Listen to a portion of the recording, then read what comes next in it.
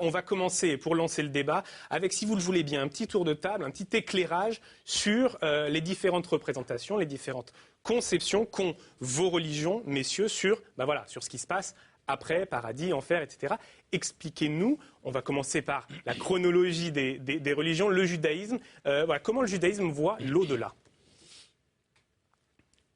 Après la mort, il y a une forme de jugement. Et l'âme, c'est l'âme qui est jugée, parce que le corps, l'âme est jugée. Et en fonction du bien ou du mal, il y a un temps qu'on pourrait appeler, disons, qu'on reprend un mot qui a été popularisé dans le christianisme, un genre de purgatoire. C'est-à-dire un temps où on expie le mal qu'on a fait, il n'y a pas d'homme qui a fait que du bien. Et ensuite, l'âme rejoint son origine, c'est-à-dire Dieu. Et après, il y a un autre concept, bien après, à la fin des temps, qui sera la résurrection des morts. La réalité, c'est que on est dans du dogme, une partie du dogme. On doit croire au jugement et ensuite en la résurrection. La réalité, c'est notamment dans ces questions de mort approchée, personne n'en sait rien parce que personne n'est revenu. Donc on est dans de l'interprétation et quelque chose de très personnel finalement. Mais l'idée qu'il y ait quelque chose après, à mon avis, salvatrice, est nécessaire, de mon point de vue. Parce que c'est la seule façon d'accepter toutes les injustices apparentes, les inégalités qu'il peut y avoir sur Terre. Alors, des rationalistes vont nous dire, vous avez bien inventé le truc pour vous rassurer comme vous pouvez. Je ne peux pas leur dire vous avez tort. Je ne peux pas leur dire vous avez tort. Mais je dis en même temps que cette espérance en une transcendance, c'est-à-dire une transformation, un appel à quelque chose d'autre, élève l'homme d'une façon à nul autre pareil. Alors, on va l'évoquer, cette question. Oui, bien sûr, justement. Est-ce que c'est des représentations qui ont été inventées pour nous rassurer? Vous disiez la vision des rationalistes. Mais dans un instant, on pose cette question. D'abord, on continue le tour de table. Le regard chrétien, catholique en tout cas, sur la représentation de l'au-delà. Qu'est-ce qui se passe après? On peut dire chrétien, parce qu'il n'y a pas de grosse différence dans les différentes églises chrétiennes. La grosse différence entre le judaïsme et l'islam, c'est nous croyons dans la résurrection. La grosse différence entre le judaïsme et l'islam, c'est nous croyons dans la résurrection. Et non seulement la résurrection. Il y en a parlé aussi. Non, mais le livre des Maccabées, ça je sais, c'est assez tardif d'ailleurs. Mais... Résurrection, mais résurrection de l'âme et du corps. Nous aussi. Ah, ça je ne savais pas. Oui, tu dois le préciser. Oui. C'est pour ça que les gens veulent être enterrés dans le judaïsme, au mont des Oliviers, à Jérusalem. Oui, à Jérusalem, qui est l'endroit où, d'après les textes, débutera la résurrection des morts, du corps. Alors c'est à la fin des temps, ça, hein? À la fin des temps. D'accord. Mais il n'y a pas de droit à l'immortalité de l'âme. C'est ça qu'il faudrait bien comprendre. C'est-à-dire que pour nous qui croyons dans le Christ ressuscité d'entre les morts, c'est la puissance du Christ qui nous fait surgir de la mort. Ce n'est pas un droit en aucun cas. Juste l'éclairage sur paradis, enfer. À quoi ressemble le paradis, à quoi ressemble l'enfer? C'est une image métaphorique. C'est une image métaphorique. Si l'on pense que l'homme a été créé à l'image de Dieu, quels sont les 3 points qui le font converger métaphoriquement? C'est l'intelligence, la liberté et l'amour. Nous sommes intelligents, mais pas beaucoup. On sera suprêmement intelligents. Ça devrait vous rassurer. On sera suprêmement libre, mais libre d'aimer, uniquement d'aimer, mais libre d'aimer, uniquement d'aimer. Et troisièmement, nous serons dans l'amour enfin total et infini. Quel amour? Quel amour? L'amour de Dieu et des hommes. Car la vision du jugement des fins dernières, c'est une vision communautaire. C'est pas un petit salut individuel. Alors Malek, le regard musulman, là aussi on retrouve l'idée d'un jugement. Il y a un mixte un peu entre les deux visions, à la fois chrétienne et juive, essentiellement juive. Donc on fait un peu il y a un paradis, un enfer. Il y a les mérites d'ici-bas qui vont être comptabilisés dans l'au-delà grâce à un jugement. Grâce au jugement d'abord dès l'arrivée dans la tombe. Et qui préside jugement devant Dieu. Ce sont des anges. Des anges. Parce qu'il y avait des musulmans qui m'avaient dit que c'était Aïssa qui présidait le jugement. Ils ont trouvé ça. C'était pour te faire plaisir. Non, Aïssa, on le réserve à autre chose. Alors expliquez pour ceux qui ne connaissent pas. Aïssa, c'est Jésus. D'accord. Donc c'est un jugement fait par les hommes, un premier jugement. Ensuite, il y a une période qu'on appellerait le purgatoire. En effet, c'est exactement identique. Ensuite, il y a certains qui sont appelés à aller au paradis, qui traversent un pont spécial qu'on appelle Sirat Mustaqim, avec un fil très tendu, très très fin, ceux qui sont destinés à aboutir de l'autre côté pour aller au paradis peuvent le passer, ceux qui ne peuvent pas, il est tellement fin qu'ils vont de toute façon tomber cramés dans les feux de l'enfer, un enfer d'ailleurs que Dante a repris un peu dans son enfer à partir de l'islam. Et puis il y a en effet, résurrection ou pas, c'est un peu le point sur lequel les musulmans un peu divergent moyennement avec les autres, avec quand même la possibilité que le paradis musulman est un paradis pratiquement copie-collé du paradis qu'on imagine aujourd'hui. C'est vrai qu'avec très charnel, très fastueux, pas seulement charnel, pas très mystique. Hein. Pas seulement charnel. Non, mais on suppose que ceux qui sont arrivés au paradis.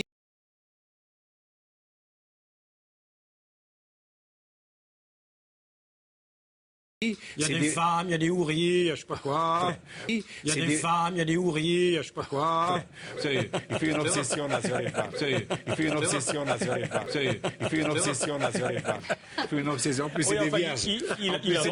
Il n'invente pas, là. Non, il n'invente pas. Sauf que quand il le présente comme ça, on a l'impression que les gars, ils vont se faire plaisir plus tard au paradis.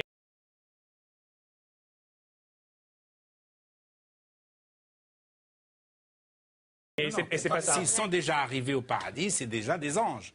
Parce que c'est déjà réservé aux gens qui ont subi toutes ces épreuves-là. Les anges n'ont pas de sexualité. Non, mais c'est des anges au point de vue des appétits, au point de vue du comportement, voilà. C'est-à-dire qu'ils sont au-dessus de cela.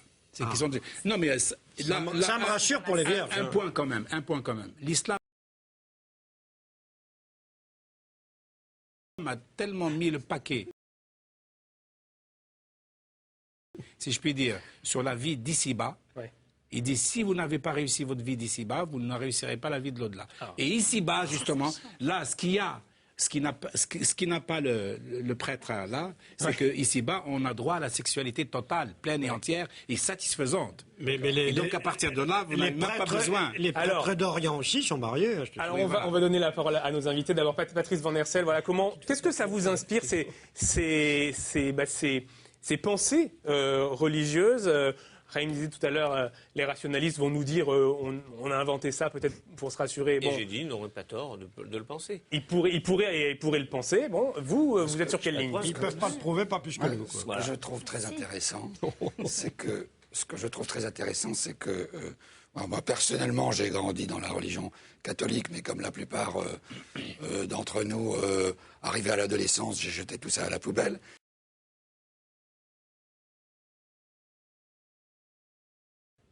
Eh bien, je me suis retrouvée bien sûr sur la table d'opération et j'ai pris conscience que j'étais à la hauteur du plafond. J'étais sortie de mon corps. Je n'ai aucun souvenir du processus qui m'a fait sortir de mon corps. Je me suis trouvée d'abord dans un abîme de ténèbres, de silence. Là, à ce moment-là, j'ai pris conscience d'être morte. Et pourtant, j'étais beaucoup plus lucide qu'avant. Mes pensées fonctionnaient beaucoup plus vite. Et je me suis dit, ça y est, ma fille, tu es morte. Et au loin, j'ai vu une petite lumière, une pointe d'aiguille de lumière, pas plus que ça. C'était tout le bonheur du monde qui revenait. J'étais propulsée à toute vitesse vers cette lumière. J'avais une vision du passé, du présent et du futur de notre humanité. Tout était là. Et donc, on me disait que la vie était partout dans l'univers. Et c'est vrai que j'ai vu qu'il y avait d'autres humanités, c'est sûr. Oui. Et on me disait on m'enseignait aussi sur la nature de Dieu. On me disait que Dieu était la force, le mouvement et la vie. Et que lorsque je mourrai, on ne me demandera pas de quelle religion es-tu, de quelle philosophie ou de quelle race, mais comment j'ai aimé, qu'est-ce que j'ai fait pour les autres, parce que c'est la qualité d'être qui est importante. On pourrait appeler ça, par exemple, un rêve. Ouais. C'est une sorte de rêve. Alors, ces éléments spéculatifs, messieurs, je reviens au témoignage qu'on a entendu. Est-ce que ça fait écho, finalement, à ce que vous avez dessiné tout à l'heure, c'est-à-dire l'âme qui est distincte du corps? C'est-à-dire le corps, ok, on disparaît, on a un temps de vie, mais l'âme, elle, continue son parcours, si je puis dire. Est-ce que c'est comme ça que vous entendez ce témoignage? Non. Moi, ça m'a posé, quand j'ai commencé à m'intéresser à ces questions, et puis en préparant l'émission, c'est vrai que ça pose des questions d'ordre, je sais pas, métaphysique, parce que je vais te donner un exemple très précis. Quand on voit une femme, c'était l'exemple que j'avais vu, moi, pas cette émission, parce que cette dame est très touchante, une femme qui raconte ce type d'expérience en disant « j'ai vu Jésus m'accueillir avec le symbole de la croix ». Bon, Moi, je sais pas, je suis juif, donc c'est pas forcément Jésus, même s'il était juif, qui est censé m'accueillir. Maintenant, je sais pas où je serai, mais bon. Et c'est un juif. Oui, c'est ce que je te dis, c'est un juif, donc ça pourrait aussi marcher. Mais en l'occurrence, c'est pas comme ça, et je suis pas certain qu'il y ait des croix. Ceci dit, je pense autrement, et tu penses autrement, et Malek pense autrement. Et je me suis dit, la seule façon de m'en sortir, c'est de me dire que chacun, dans sa culture propre, ou dans son aspiration à un idéal, même s'il est, comme vous le disiez très justement, distant, mais il a quand même une sorte de matrice culturelle et culturelle de ce qu'il attend, de ce qu'il espère.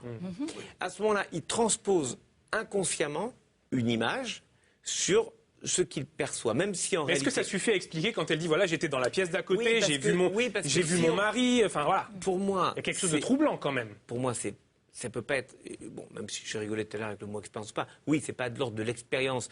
C'est quelque chose qu'on a tendance à réécrire. Et on le voit dans la Bible. J'ai cherché et j'ai trouvé pas de mort imminente, on le voit dans la Bible.